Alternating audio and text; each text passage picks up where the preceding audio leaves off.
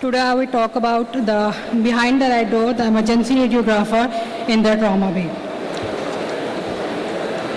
And for that I would like to begin with the beautiful verse from the Holy Quran in which Allah subhanahu wa ta'ala says, وَمَنْ أَحْيَاهَا فَكَأَنَّمَا أَحْيَا النَّاسَ جَمِيعًا. Whoever saves one life, it is as if he has saved all of humanity. We as emergency radiographers are frontline workers in the trauma care. I would like to share a bit about what it looks like to work in trauma care. We talk a lot about technical skills, but rarely do we talk about how this environment affects us emotionally and mentally. Let me ask you, how many of us have left the shift feeling exhausted, not just physically but emotionally, and simply pushed it aside because that's just part of the job? So before we dive in, here are the objectives of today's talk. First, we will identify the key mental and emotional health challenges faced by the radiographers in the trauma settings.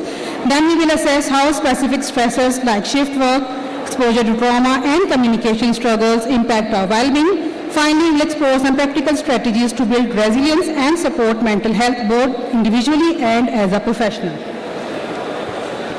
Working in trauma means being under constant pressure to work quickly and accurately. When a patient's life is on the line, we don't have the luxury of time. We need to get the right images fast so the medical team can act immediately.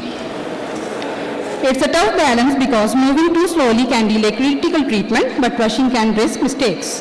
That constant demand for speed and precision can really overwhelm me. We consistently face critical injuries, urgent decisions, and unpredictable workloads which can lead to emotional exhaustion and over time burnout. This burnout not only affects our ability to perform effectively but also impacts our personal health, increasing risk of anxiety, depression, and other stress-related conditions. High burnout rates contributes to workforce instability, worsening the already existing understaffing crisis in healthcare. One of the toughest parts is witnessing serious injuries and deaths so often.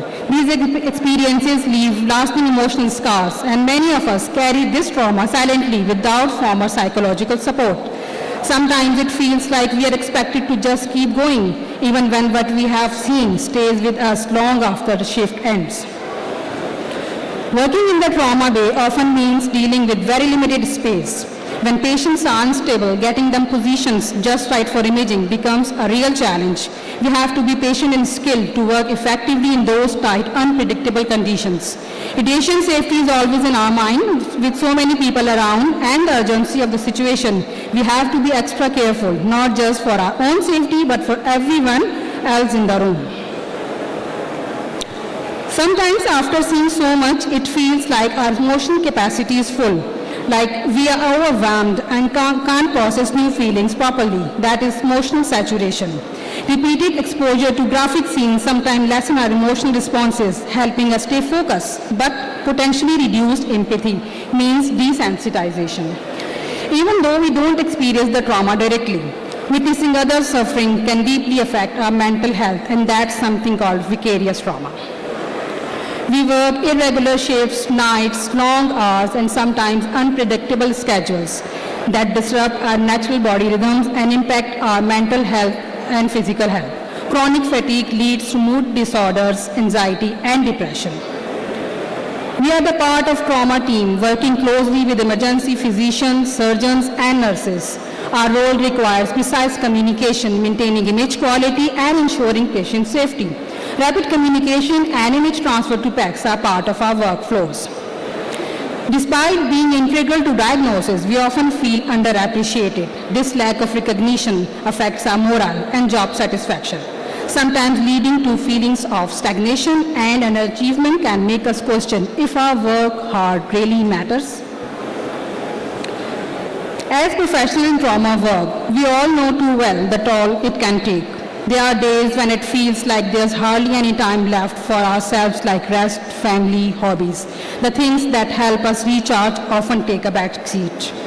We find ourselves constantly juggling responsibilities, trying to maintain relationships and create space for leisure, but it's a persistent struggle. Mental health support specifically tailored to us, is rare. The stigma around seeking help in healthcare only makes it harder to speak openly about the stress or burnout. Despite how important mental health is, many of us hesitate to talk about struggles because of fear of being seen as less capable. But that silence makes things worse. When we are constantly exposed to the pain and suffering of others, it can gradually wear us down. Over time, we might notice that our emotional responses start to dull. Not because we don't care, but because we have been carrying so much for so long, and that is known as compassion fatigue. It's stubble, often creeping in unnoticed, but is very real, a hidden but real challenge. Now quickly move on to the solutions and practical strategies. To perform at our best in the high-pressure environment of emergency radiology, it's essential that we are supported with ongoing skill development opportunities. This includes access to specialized training focused on trauma imaging and critical care, as well as structured professional development programs to help us stay aligned with evolving protocols and technologies.